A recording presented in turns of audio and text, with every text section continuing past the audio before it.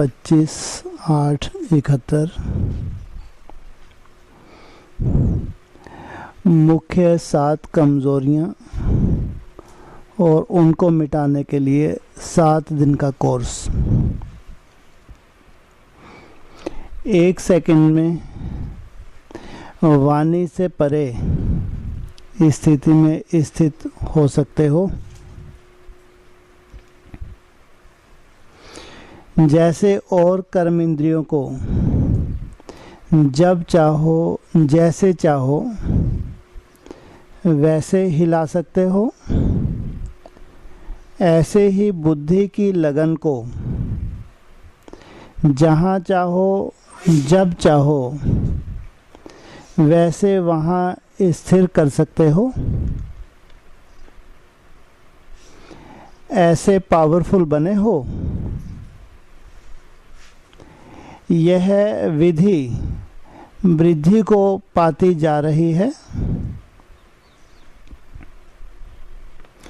अगर विधि यथार्थ है तो विधि से सिद्धि अर्थात सफलता और श्रेष्ठता अवश्य ही दिन प्रतिदिन वृद्धि को पाते हुए अनुभव करेंगे। इस परिणाम से अपने पुरुषार्थ की यथार्थ स्थिति को परख सकते हो। यह सिद्धि विधि को परखने की मुख्य निशानी है। कोई भी बात को परखने के लिए निशानियां होती हैं, तो इस निशानी से अपने संपूर्ण बुद्धि की निशानी को परख सकते हो। आजकल जो पुरुषार्थियों का चल रहा है उसमें मुख्य कमजोरियां कौन सी दिखाई देती हैं? पहली है, एक तो स्मृति में समर्थी नहीं रही है। सबसे पहली कमजोरी कौन सी बताई? स्मृति में समर्थी नहीं रही है। दूसरी, दृष्टि में दिव्यता व अलौकिकता यथाशक्ति नंबरवार आई हुई है। तीसरी, वृत्ति में विल पावर ना होने के कारण वृत्ति एक रस ना हो चंचल होती है। चौथी है, निराकारी अवस्था का अटेंशन कम होने के कारण मुख्य विकार देह अभिमान, काम और क्रोध, इन तीनों का असर समय प्रति समय होता रहता है। पांचवा, संगठन में रहते व संपर्क में आते वायुमंडल वाइब्रेशन अपना इम्प्रेशन डालता है। छठा, अव्यक्त फरिश्तेपन की स्थिति कम होने के कारण अच्छी व बुरी बातों की फीलिंग आने से फेल हो जाते हैं। और सातवां, अपनी याद की यात्रा से संतुष्ट कम है। यह है पुरुषार्थियों के पुरुषार्थ की नंबरवार रिजल्ट। अब इन 7 बातों को मिटाने के लिए फिर से 7 दिन का कोर्स कराना पड़े। इन 7 बातों को सामने रख 7 दिन का कोर्स जो औरों को कराते हो वह अपने आप को रिवाइज कराना। जैसे मुरलियों को रिवाइज कर रहे हो तो रिवाइज करने से नवीनता और शक्ति बढ़ने का अनुभव करते हो। ऐसे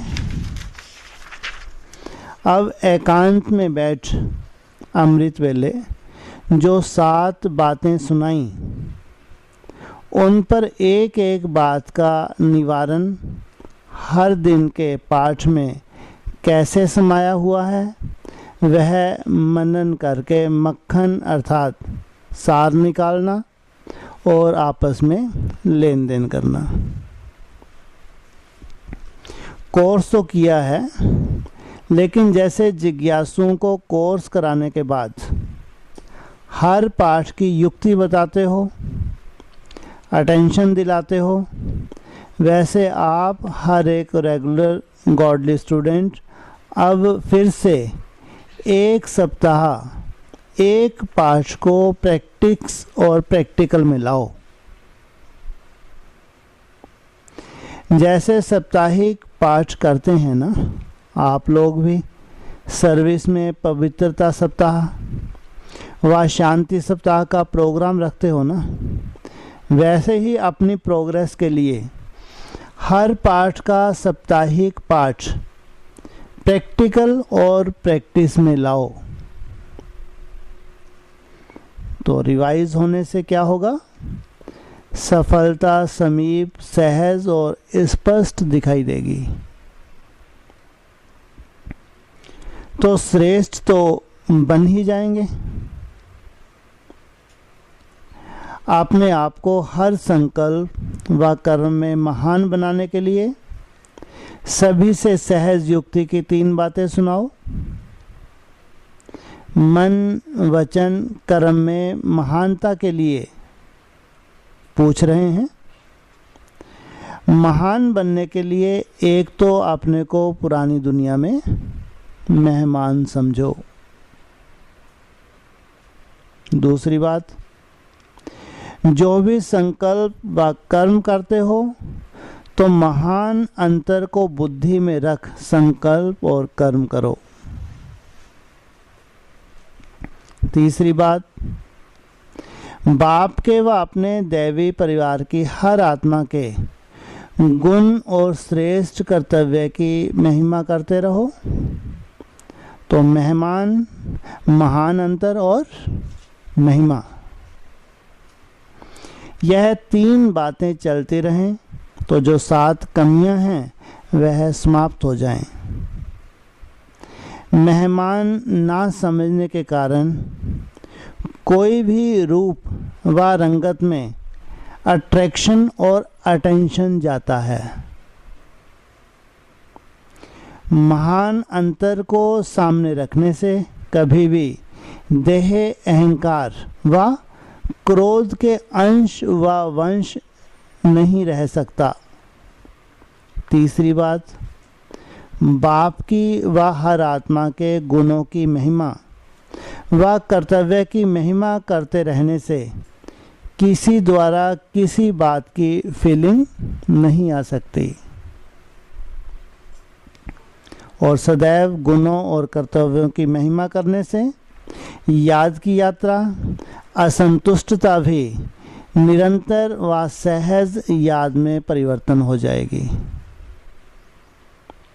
इन तीनों शब्दों को सदा स्मृति में रखो तो समर्थिवान हो जाएंगे। दृष्टि, वृत्ति, वायुमंडल सभी परिवर्तन हो जाएंगे। द्वापर से लेकर आज तक अपनी और अपने दैवी परिवार की आत्माओं की महिमा करते आए हो, कीर्तन करते आए हो। अब फिर चैतन्य परिचित हुई आत्माओं के अवगुणों को व कमियों को क्यों देखते हो व बुद्धि में धारण क्यों करते हो? अभी भी सारे विश्व से चुनी हुई श्रेष्ठ आत्माओं के गुणगान करो। बुद्धि द्वारा ग्रहण करो और मुख द्वारा 1-2 के गुणगान करो। फिर दृष्टि व वृत्ति चंचल होगी। किसकी भी कमी की फीलिंग होगी? अभी अनुभव किया कि कोई भी मंदिर की मूर्ति कितनी भी अट्रैक्टिव व सुंदर सजी हुई हो, तो कभी भी दृष्टि उसकी सुंदरता व सजावट के तरफ संकल्प मात्र भी चंचल होती है।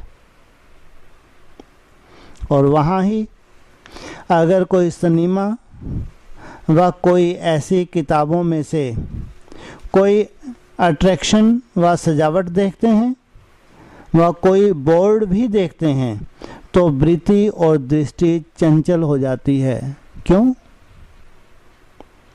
अट्रैक्शन तो मूर्तियों में भी है, सजावट, फीचर्स, नेचर्स की ब्यूटी मूर्तियों में भी है, फिर भी वृत्ति और दृष्टि चंचल क्यों नहीं होती?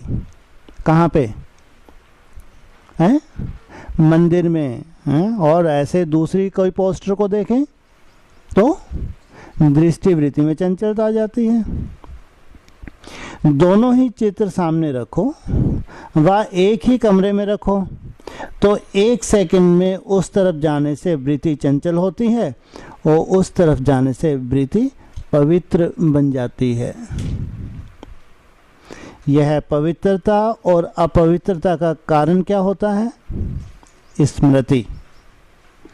स्मृति है कि यह दैवी है, तो यह स्मृति दृष्टि और वृत्ति को पवित्र बना देती है। और स्मृति है कि यह फीमेल है, तो यह स्मृति वृत्ति और दृष्टि में अपवित्रता की तरफ खींचती है। वहाँ रूप को देखेंगे, वहाँ रूहानियत को देखते हैं। ऐसा पास्ट का अनुभव तो होगा ना। वर्तमान भी परसेंटेज में है, लेकिन इसको मिटाने के लिए कभी भी कहाँ भी देखते हो, किससे भी बोलते हो तो स्मृति में क्या रखो? आत्मा समझना। वह तो हुई फर्स्ट स्टेज, लेकिन कर्म में आते, संपर्क में आते, संबंध में आते यही स्मृति रखो कि यह सभी जड़ चित्रों की चैतन्य देवी देवताओं के रूप हैं। तो दैवी का रूप स्मृति में आने से जैसे जड़ चित्रों में कभी संकल्प मात्र भी अपवित्रता व देह का अट्रैक्शन नहीं होता, ऐसे ही चैतन्य रूप में भी यह स्मृति रखने से संकल्प में भी यह कंप्लेन नहीं रहेगी और कंप्लीट हो जाएंगे। समझा? यह है वर्तमान पुरुषार्थियों की कंप्लेन के ऊपर कंप्लीट बनने की युक्तियाँ। अच्छा, भट्टी वाले अपनी उन्नति कर रहे हैं, स्पीड भी तीव्र है। ऐसे नहीं कि समाप्ति के बाद नीचे उतरते स्पीड कम हो जाए। ऐसा ही पुरुषार्थ कर रहे हो ना? अच्छा, ओम शांति।